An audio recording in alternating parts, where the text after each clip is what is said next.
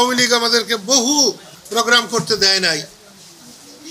তারপরেও যদি সবাইকে স্বাধীনতার দোসর বানানো হয়, স্বাধীনতার দোসর না আওয়ামী লীগের দোসর বানানো হয়, তাহলে তো আমি মনে করব বৈষম্য বিরোধী আন্দোলনকে ব্যর্থ করার জন্য, ধ্বংস করার জন্য এ কোনো ষড়যন্ত্র কিনা।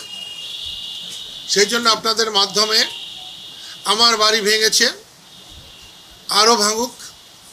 বঙ্গবন্ধুর 32-এর বাড়িতে যখন গিয়েছিলাম আমার গাড়ি ভেঙেছিল, আরও ভেঙে যদি দেশে শান্তি স্থাপিত হয়, দেশের কল্যাণ হয়, আমি সবসময় রাজি আছি। আমি একটা জিনিস বুঝতে পারছি না, আমাদের বেসামরিক প্রশাসক এনায়েত করিমের মৃত্যুর মধ্য দিয়ে আমরা একটি স্মরণ সভা করেছিলাম। হাজার হাজার মুক্তিযোদ্ধা এসেছিল কাদেরিয়া বাহিনীর। তাদের সকলের পরামর্শে কাদেরিয়া বাহিনীকে আমরা সুসংগঠিত করার জন্য একটা প্রয়াস নিয়েছি। সেই প্রয়াসে 30শে আগস্ট গুয়াপুর গিয়েছিলাম।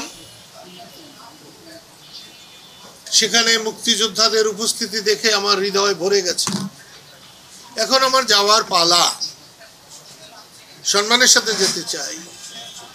সেই মিটিংয়ের পরে দেখলাম কেউ কেউ স্লোগান দিয়েছে, জয় বাংলা হবে না, জয় বাংলা থাকবে না, দালালরা হুঁশিয়ার। তো দালালদের হুঁশিয়ার বললে আমাদের কিছু যায় আসে না।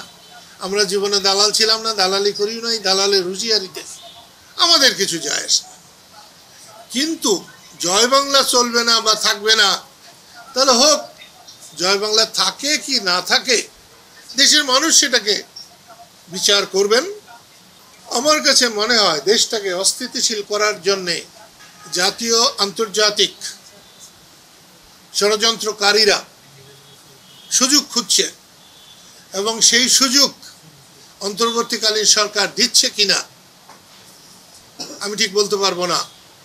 তবে এই সমস্ত আমার মতো মানুষের, যাকে রাষ্ট্র সর্বোচ্চ বীরত্ব সূচক খেতাব দিয়েছে, একমাত্র বাঙালি, তার বাড়ি যদি নিরাপদ না থাকে, আমার সাধারণ গরিব দুঃখী মানুষের বাড়ি নিরাপদ কেমনে হবে? আমার বাড়ির উপরে হামলার মধ্য দিয়েই এই হামলা, চোরা গুপ্তা হামলা, এটা বন্ধ করা হোক। এইটা সরকারের কাছে আমার নিবেদন, এবং দেশবাসীর কাছে আমার নিবেদন যে আপনারা জাগ্রত হন, রুখে দাঁড়ান। এই রকম অন্যায়কে সহ্য করলে পরবর্তী বংশধরদের জীবন, সম্পদ, সম্মান সবই হুমকির মধ্যে পড়বে। এটা সম্পূর্ণ মিথ্যে। আমি আওয়ামী লীগ করি না। রাজনৈতিকভাবে শেখ হাসিনার সঙ্গে আমার কোনো রকম মিল নেই। ব্যক্তিগতভাবে আমি সব মানুষকে ভালোবাসি। উনি বঙ্গবন্ধু শেখ মুজিবের রক্ত আমি সব থেকে বেশি শ্রদ্ধা করি। তার জীবন, মান, সম্মান এগুলো আরেকজন নাগরিক হিসেবে যেভাবে আমি গণ্য করব, এটা তার ক্ষেত্রে করব। আমি বঙ্গবন্ধুর সৈনিক, আমি মুক্তিযোদ্ধা।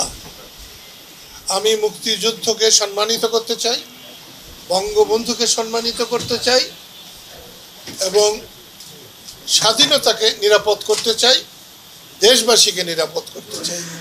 এখানে শেখ হাসিনার নেতৃত্বের আওয়ামী লীগের কোনো জায়গা নেই।